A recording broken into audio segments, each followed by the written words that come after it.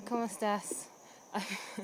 I'm currently in Salento, which is a town in the Coffee Triangle in Colombia. It's really nice. I arrived yesterday early afternoon. I got a bus from Medellin, so I've left Medellin now. The bus journey took maybe 8-9 hours, and it was really windy road, so I actually felt sick 3 times, and unfortunately I was sick on the 3rd time, but nothing major. It was interesting because at the beginning of the bus journey, the driver gave out plastic bags to everyone, and I just thought, oh, bag for litter. And then I found out later when I was sick, it was actually a sick bag that he was giving out to everyone.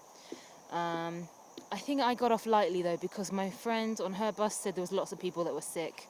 So at least on my bus, it was only me, and it was only a little bit, so the bus didn't stink or anything.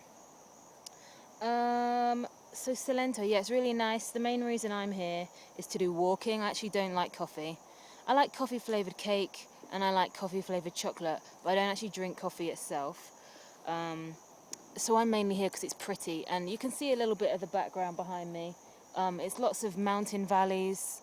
I'm also here not only for the views, but for this tree, a special tree called the wax palm tree. It's the tallest palm tree in the world.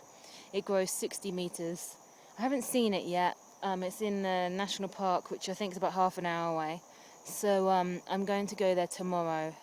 You drive for half an hour in a jeep that's called a Willy, and then that makes me laugh. And then you have to walk. It's a 5-hour loop. So I'm doing that tomorrow.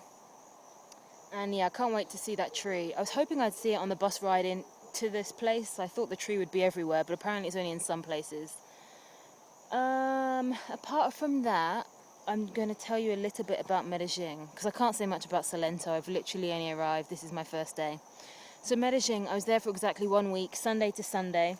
I stayed in the same hostel the whole time, called the Wandering Pasaya Backpacker. It was nice. It was a medium level party hostel, so it wasn't ridiculously loud all the time, but if you wanted to party you could. There was karaoke on Friday. They had a free salsa class on Wednesday, so it was good. It was a very active hostel with lots of facilities. That was nice. Anyway, Medellin is amazing. I could actually live there happily.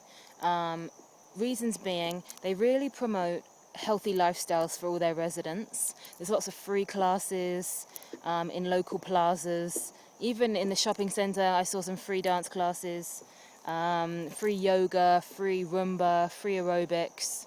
I actually did aerobics, and oh my god, it's nothing like aerobics in England. You don't do star jumps. You do intensely complicated dance routines. Now, as some of you know, I had a dance membership to Pineapple for 3 months, and then I was dancing with Pod, Post-Olympic Dance Group, for a year. And this class, this one aerobics class, it was so difficult, I actually gave up. And I don't usually give up, but it was an hour class, and at 50 minutes in, I was like, nah, that's enough. So the last 10 minutes, I didn't do them. The reason being, the routine, I never once got the full routine, and it just got faster and faster and faster towards the end. They put on quicker and quicker music, and it was, ridiculous. But having said that, I still enjoyed it, and I enjoyed the Roomba. The Roomba was slightly easier. I did that a couple mornings.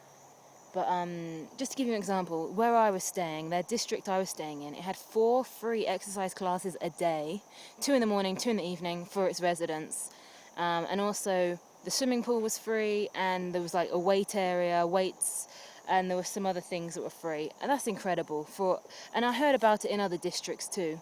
My friends, they had an archery. One of my friends in another district said he had archery, so that's pretty cool, as well as all the other stuff. I also like Medellin. It's got chairlifts, so what they call the metro, they have 2 chairlifts.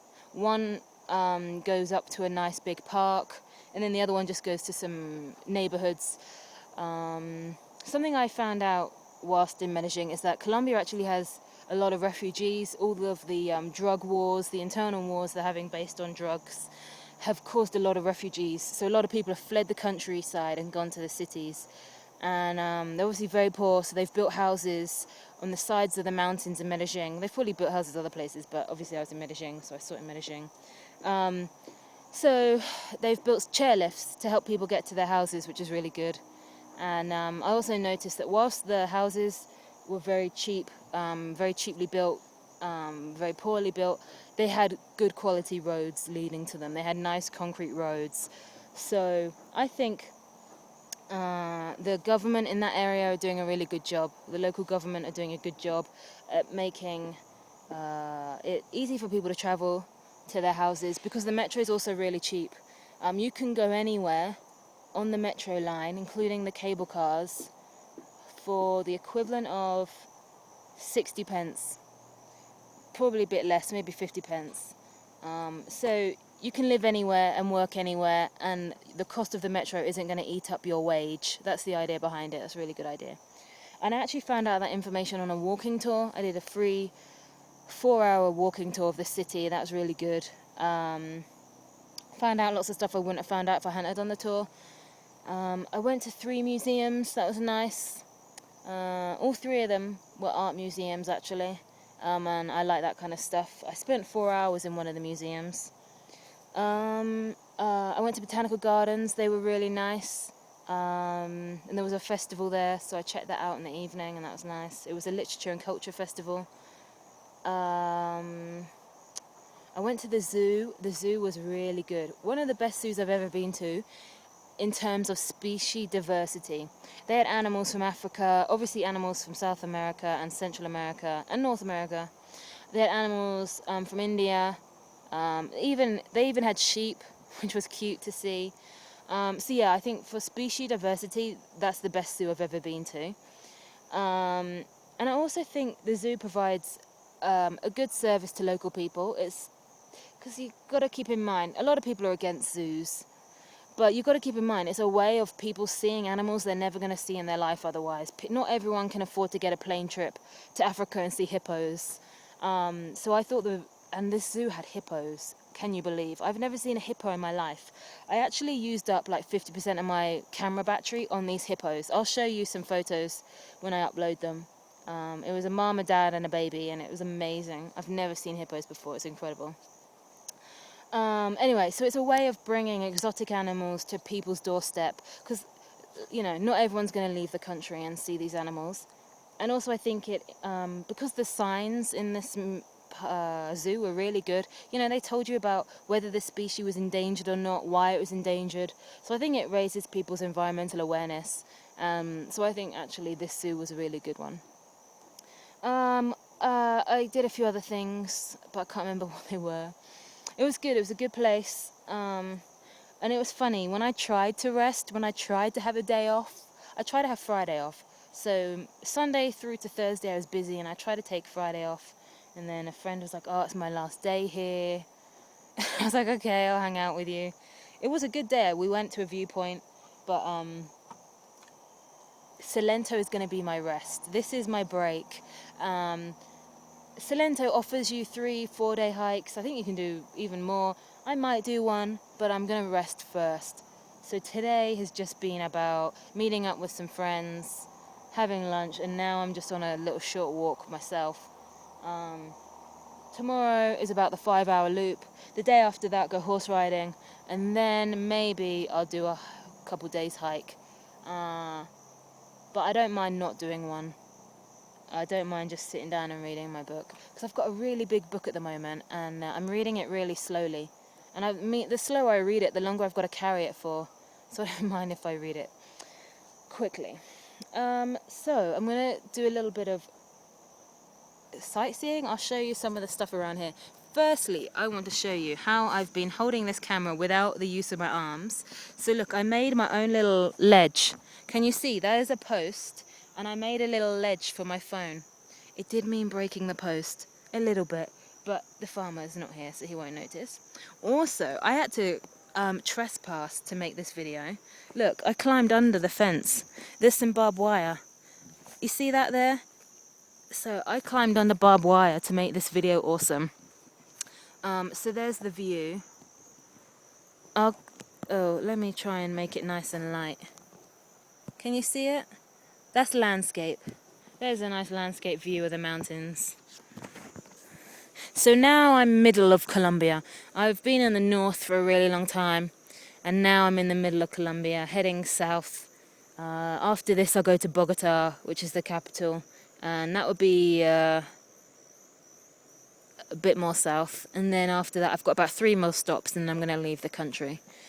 Colombia has treated me very well. I've had lots of great activities here, and there's still more fun stuff to do. But I actually came to Colombia on the 5th of August. That's when I got my stamp. So my plan was a month in every country. At the moment, I've been in Colombia a month and 1 week. This is just such a big country, and there's so much to do. I've probably got about 3 more weeks here, but you know, I've got to get to the other countries. However, saying that, I'm not going to rush through these countries. If I only see 3 countries, I only see 3 countries. If I can see a few more than that, great. But I do hope to see I want to try and get to places like Chile to see a friend. I want to go to Argentina to see some friends. I want to go to Bolivia. So there are lots of things I want to do. I do want to try and get to as many places as possible, but I'm not going to rush them. Speaking of friends, like I said, I'm in Salento right now, and I have got 3 friends here from 3 different places. 1 friend from the desert, 1 friend from Cartagena, and 1 friend from Minca. And none of us, apart from me and the friend from Minca, Amy, we're the only 2 that were like, yep, let's both go to Salento, meet you there. The other 2, just completely random. I mean, I kind of knew one of them was coming here, but the other one, that was completely random. Last night, I got off the bus, and there's a bit of a festival in the plaza, and I saw some dancing going on. I thought, I'll go watch the dancing for a minute.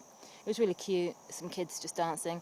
And then as soon as it ended, a lady kind of like tapped me, and I was like, and I realised it's my friend from the desert. Awesome.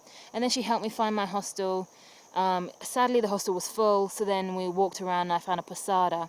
The great thing, as you know, about posadas, and which I love about posadas, is I've got my own room, which is amazing, and it's quiet, and it's like a family house, perfect, because I haven't had my own room for about 3 weeks, and it makes me a bit... I just like my own space, and I like to go to bed at 9 p.m. or 10 p.m. More 9, if I'm honest. I love going to bed early, and I love sleeping without noise. But then, having said that, the Wandering Pasaya, it's great to be social and, you know, play ping pong or beer pong. We played beer pong. I never played that before in my life. Can I tell you something? We played germaphobe beer pong, whatever. We played germaphobe version. So you know in the movies you have cups with beer in them. In this version we had cups with water in them because someone said, oh, but the ball's been on the floor, it's been in lots of people's hands, so when it goes inside the cup and you have to drink the beer's then all germy. So we played the germaphobe version, where once the ball went in the cup of water, you then just drank from your beer bottle. By the way, beer pong is a lot harder than you think it would be. I don't know, unless you thought it was hard. I didn't, but it is. It's hard to get balls in in those cups.